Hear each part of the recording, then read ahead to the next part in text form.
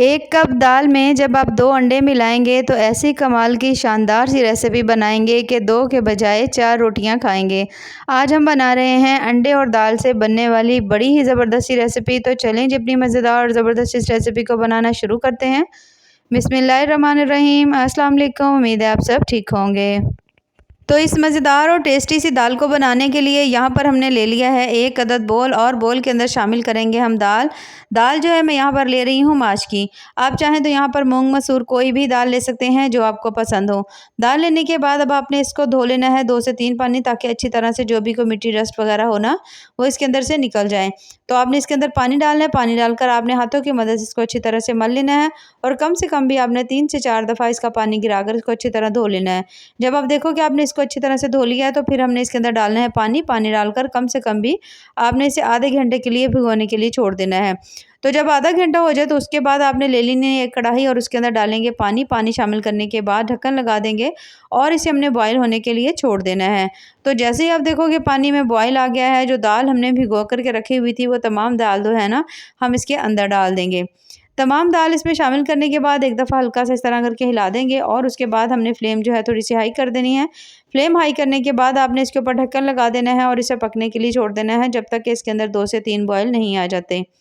तो 2 से 3 मिनट के बाद आप देखोगे कि इसके अंदर बॉयल आना शुरू हो गए हैं, और इसके ऊपर आप देख सकते हो वाइट कलर की जो झाग है वो आ चुकी है। तो इसे आपने उतार देना है। यह हमारे जो डाइजेशन का निज़ाम है उसे ख़राब कर दिया है, तो इसलिए आपने अच्छी तरह से इसके ऊपर से उतार देना है, और दाल जो है बिल्कुल आपकी साफ़ हो जाएगी। तो जब आप इसे अच्छी तरह उतार लें तो यहाँ पर आप देख सकते हैं अच्छी तरह इसके अंदर बॉयल आना शुरू हो चुके थे।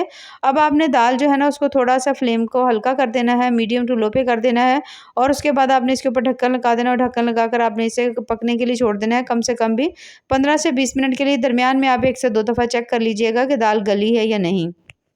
अब यहाँ पर मैं ले रही हूँ 1 अदद बोल, और बोल के अंदर हमने शामिल कर लेने हैं अंडे। अंडे जो हैं यहाँ पर मैंने 2 अदद लिए हैं। 2 अदद अंडे लेने के बाद अब हमने इसके अंदर डालनी है बिल्कुल थोड़ी सी काली मिर्च डालेंगे, क्योंकि अंडों की तादाद बहुत कम है तो चीज़ें भी बहुत थोड़ी सी जाएंगी। और उसके साथ ही बिल्कुल हल्का सा नमक डाल दिया है, थोड़ी सी हम इसके अंदर डाल देंगे हल्दी।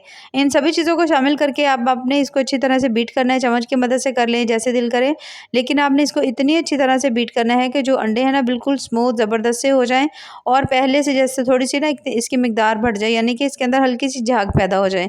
अब यहाँ पर जो दाल है तकरीबन 15 से 20 मिनट लगे हैं मुझे, ठीक है। 15-20 मिनट के अंदर दाल बहुत अच्छी तरह से गल चुकी है। यहाँ पर आप देख सकते हैं हल्का सा आप इसका दाना जो है वो निकाल करके आप चेक कर लीजिएगा।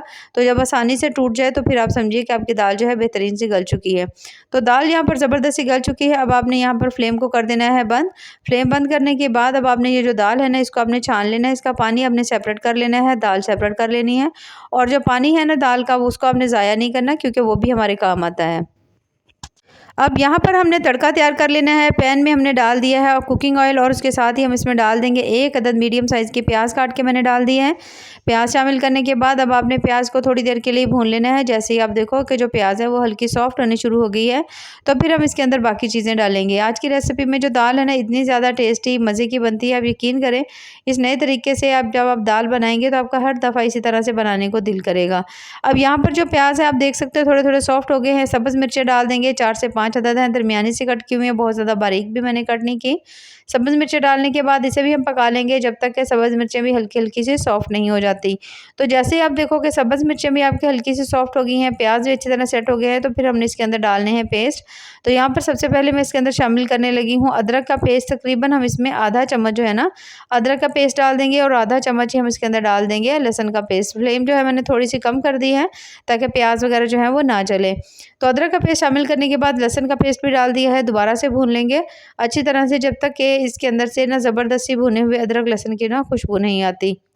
अब यहाँ पर आप देख सकते हो जो अदरक लहसुन है वो माशाल्लाह ज़बरदस्त हमारा भुनना स्टार्ट हो चुका है। बड़ी प्यारी सी इसके अंदर से खुशबू आ रही है।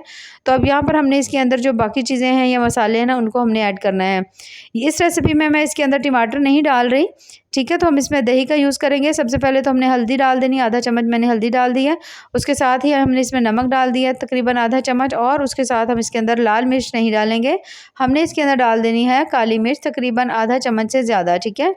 इन सभी चीज़ों को शामिल करने के बाद अब हमने इसमें डालना है 1 कप दही। दही शामिल करने के बाद अब आपने इसको मीडियम टू हाई फ्लेम के ऊपर अच्छी तरह से भून लेना है, ताकि जो दही है वो भी अच्छी तरह से इसके अंदर एब्जॉर्ब हो जाए, और तमाम मसाले जो है ना वो भी अच्छी तरह से उनकी भी भुनाई हो जाए। तो सब लाल मिर्चें इसके अंदर नहीं है, तो इसके लिए आपको इसकी भुनाई पे ज़्यादा टाइम नहीं लगेगा, बहुत कम टाइम में आप इन सभी चीज़ों को अच्छी तरह से भून लेंगे। अब यहाँ पर आप देख सकते हैं जो तमाम चीज़ें हैं, मसाले हमने अच्छी तरह से दही के अंदर भून लिए हैं, दही का जो पानी है वो भी ख़त्म हो चुका है।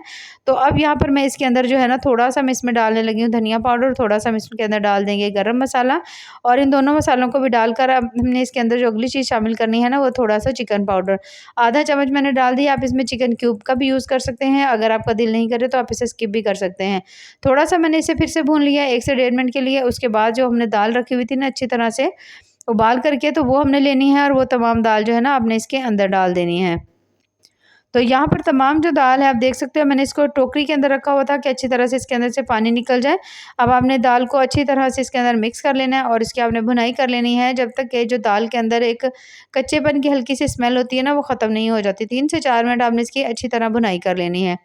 तो जब आप देखोगे आपने इसको 3 से 4 मिनट बहुत अच्छी तरह से भून लिया और इसके अंदर से मसालों की बड़ी प्यारी खुशबू आ रही है, तो फिर आपने इसके अंदर पानी डालना है। पानी डालकर आप इसको पतला रखना चाहें तो रख सकते हैं। अगर आप इसको ऐसे ही खाना चाहते हैं तो आप इसे ऐसे भी उतार सकते हैं। तो पानी यहाँ पर मैं इसके अंदर बहुत ज़्यादा नहीं शामिल करूँगी, पानी तकरीबन हम इसमें 1 कप शामिल करेंगे हल्की ग्रेवी के लिए। तकरीबन 1 कप पानी जो है मैंने इसके अंदर शामिल कर दिया। 1 कप पानी शामिल करने के बाद अब आपने इसके अंदर हल्का सा चम्मच चला देना है। चम्मच चलाने के बाद अब आपने इसको थोड़ी देर के लिए ढाँप के रख देना है, बिल्कुल हल्की सी फ्लेम के ऊपर 3 से 4 मिनट के लिए, ताकि अच्छी तरह से इसकी ग्रेवी जो है ना वो सेट हो जाए। तो यहाँ पर हमने इसके ऊपर ढक्कन लगा दी है, जब तक इसकी ग्रेवी ज़बरदस्त सेट होती है। यहाँ पर हम ले लेंगे 1 अदद पैन और पैन के अंदर मैं शामिल कर रही हूँ 1 अदद शिमला मिर्च और उसके साथ 1 अदद मीडियम साइज़ का टमाटर।